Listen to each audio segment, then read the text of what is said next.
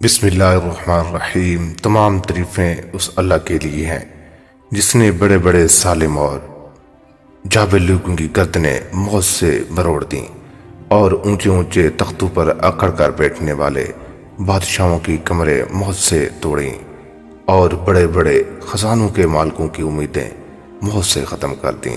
یہ سب لوگ ایسے تھے جو موت کے ذکر سے بھی نفرت کرتے تھے، لیکن اللہ کا جب وعدہ موت کا وقت آیا تو اس کو گھڑے میں ڈال دیا، محلوں سے زمین کے نیچے پہنچا دیا، بجلی اور کمکوں کی روشنی سے نرم بستروں سے قبر کے اندھیرے میں پہنچا دیا۔ غلاموں اور باندیوں سے کھیلنے کی بجائے زمین کے کیڑوں کے حوالے ہو گئے اور اچھے کھانے اور پینے لطف حاصل کرنے کی بجائے خاک میں لٹنے لگے اور دوستوں کی مجلسوں کی بجائے تنہائی کی وحشت میں گرفتار ہو گئے۔ پس کیا ان لوگوں نے کسی مضبوط قلعے کے ذریعے موت سے اپنی حفاظت کر لی؟ اس سے بچنے کے لیے کوئی دوسرا ذریعہ اختیار کر لیا؟ پس وہ ذات پاک ہے جس کے قہر اور غلبہ میں کوئی دوسرا شریک نہیں، اور ہمیشہ رہنے کے لیے صرف اس کی تنہا ذات ہے، کوئی اس کا مثل نہیں۔ پس جب موت ہر شخص کو پیش آنے والی ہے اور مٹی میں جا کر ملنا ہے اور قبر کے کیڑوں کا ساتھی بننا ہے اور منکر نکیر سے پالا پڑنا ہے اور زمین کے نیچے مدّو رہنا ہے اور وہاں بہت طویل زمانہ تک ٹکانا ہے اور پھر قیامت کا سخت منظر دیکھنا ہے۔ اس کے بعد معلوم نہیں جنت میں جانا ہے یا دوزخ ٹکانا ہے۔ ضروری ہے کہ موت کا فکر ہر وقت آدمی پر مسلط ہے۔ میرے دوستو، دنیا کی زندگی چاہے کتنی ہی زیادہ ہو بہرحال ختم ہونے والی ہے، اور اس کا مال و متاع چاہے کتنا ہی زیادہ ہو جائے ایک دن چھوٹنے والا ہے۔ آخرت کی زندگی کبھی بھی ختم نہ ہونے والی ہے، اس کی نعمتیں ہمیشہ رہنے والی ہیں۔ ایسی حالت میں کھلی ہوئی بات ہے کہ آدمی میں اگر ذرا سی بھی عقل ہو تو ایسی چیز کو اختیار کرنا چاہیے جو ہمیشہ اپنے پاس رہے گی، اور ایسی چیز کے پیچھے جو کسی طرح بھی اپنے پاس ہمیشہ نہیں رہ سکتی بے وقوفی کی انتہا ہے۔ مگر ہم لوگوں کی عقل پر غفلت کا پردہ پڑا ہوا ہے۔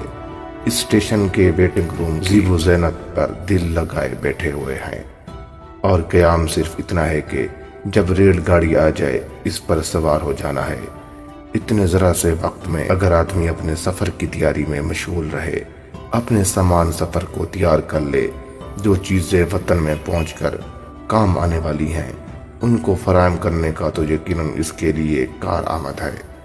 اپنا یہ قیمتی وقت اور تھوڑی سی فرصت وہاں کے سیر سپاٹے میں خرچ کر اپنا سامان بکھرا پڑا رہے اور خود ویٹنگ روم کی صفائی اور اس کے فرنیچر کو کرینا سے رکھنے میں لگ جائے، یا اس سے بڑھ کر حماقت یہ کرے کہ اس میں لٹکانے کے واسطے آئینے اور نقشے خریدنے میں لگ جائے، اپنا سامان بھی کھوئے گا اور اپنی متاع بھی ضائع کرے گا۔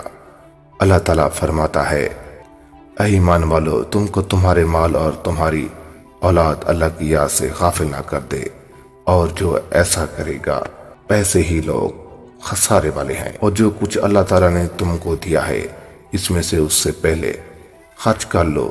تم میں سے کسی کی موت کا وقت آ جائے اور وہ کہنے لگے کہ اے میرے رب، مجھ کو تھوڑے دن کی اور مہلت دے دے کہ میں خیرات کر دیتا اور نیک لوگوں میں ہو جاتا۔ اللہ تعالیٰ بھی کسی شخص کو جب موت کا وقت آ جائے ہرگز مہلت نہیں دیتا، اور اللہ تعالیٰ کو تمہارے سب کاموں کی خبر ہے۔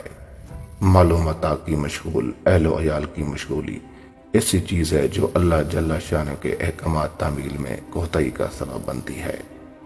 موزے ناظرین، ایسا نہ ہو کہ دیکھتے آنکھوں اہل و عیال مال و متاع سب کو چھوڑ کر چلی جاؤ۔ میرے پیارے دوستوں اور بزرگوں، تم لوگوں پر اللہ تعالیٰ جل شانہ رحمت کرے، اپنی غفلت سے ہوشیار ہو جاؤ، اپنی نیند سے بیدار ہو جاؤ، اس سے پہلے کہ یہ شور ہو جائے فلاں شخص بیمار ہو گیا ہے یا مایوسی کی حالت ہے، کوئی اچھا حکیم بتاؤ، کسی اچھے ڈاکٹر کو بلاؤ۔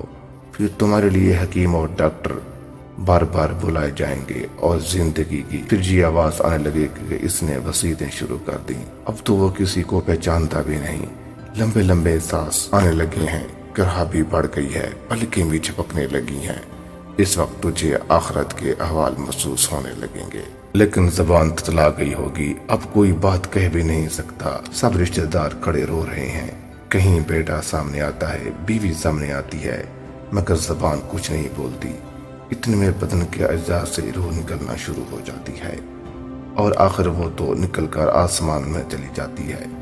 عزیز و اقارب جلدی جلدی دفنانے کی تیاری کرتے ہیں۔